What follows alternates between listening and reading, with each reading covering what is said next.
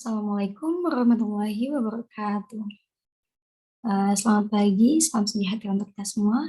Perkenalkan, saya Aulia Fitri, mahasiswi dari Universitas Singapura Bangsa Karawang. Pada kesempatan kali ini, saya akan mempresentasikan hasil belajar saya, yaitu tentang sistem rujukan.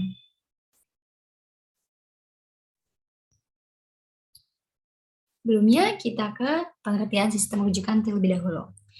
Rujukan adalah pelimpahan wewenang dan tanggung jawab atas kasus penyakit atau suatu masalah kesehatan yang diselenggarakan secara timbal balik, baik secara vertikal dalam arti satu strata sarana pelayanan kesehatan ke strata sarana pelayanan kesehatan lainnya, maupun secara horizontal dalam arti antar sarana pelayanan kesehatan yang sama.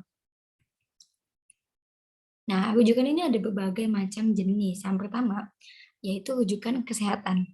Rujukan ini terutama dikaitkan dengan upaya untuk pencegahan penyakit dan peningkatan derajat kesehatan.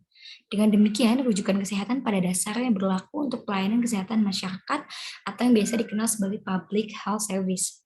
Rujukan kesehatan dibedakan atas 3 macam jenis, yaitu rujukan teknologi, sarana, dan operasional. Rujukan kesehatan yaitu berhubungan dengan pengiriman, pemeriksaan bahan atau spesimen ke fasilitas yang lebih mampu dan lengkap. Ini adalah rujukan yang menyangkut masalah kesehatan dan sifatnya yaitu mencegah penyakit atau preventif, serta peningkatan kesehatan atau promotif. Rujukan ini mencakup rujukan teknologi, sarana, dan operasional.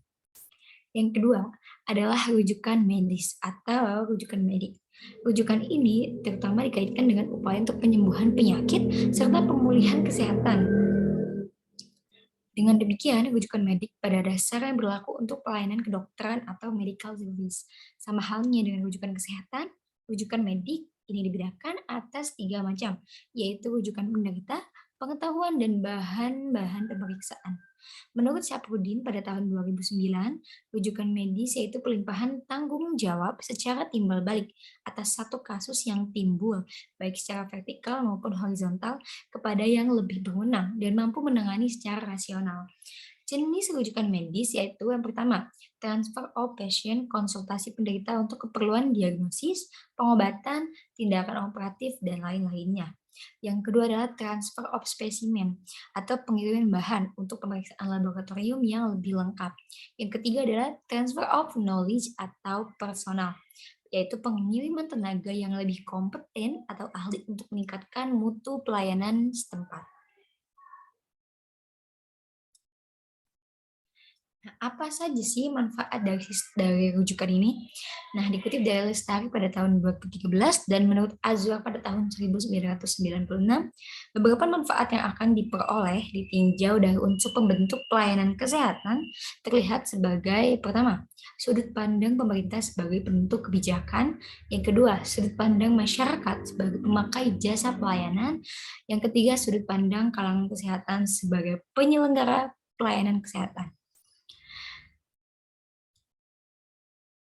Nah, adapun faktor-faktor yang mempengaruhi pemanfaatan rujukan pelayanan kesehatan.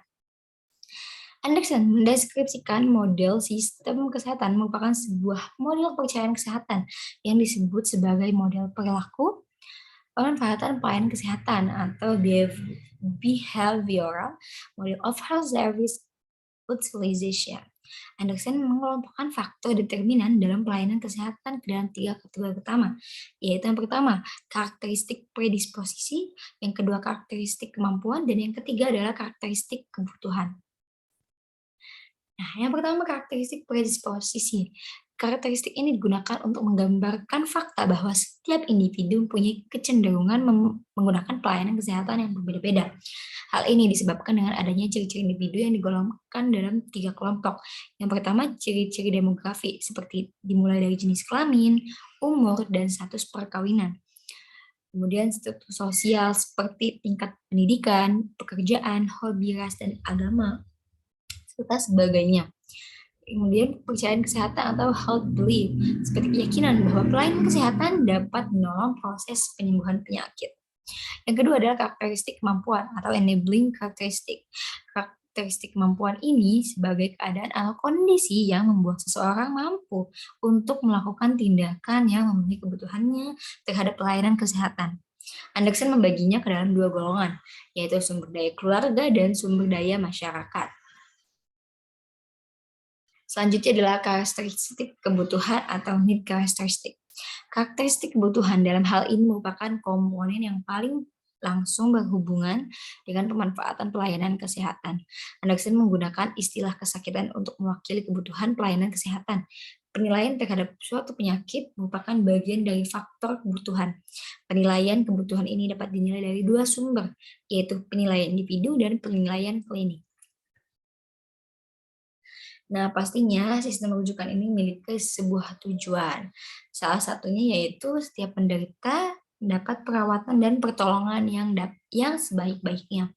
Kemudian menjalin kerjasama dengan cara pengiriman penderita atau bahan laboratorium dari unit yang kurang lengkap ke unit yang lengkap ke unit yang lengkap fasilitasnya, dan menjalin penambahan pengetahuan dan keterampilan transfer knowledge dan skill melalui pendidikan dan latihan antara pusat pendidikan dan juga daerah-daerah.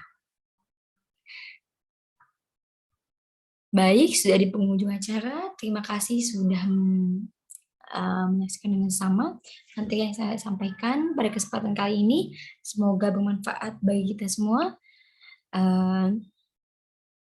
Saya ucapkan terima kasih. Wassalamualaikum warahmatullahi wabarakatuh.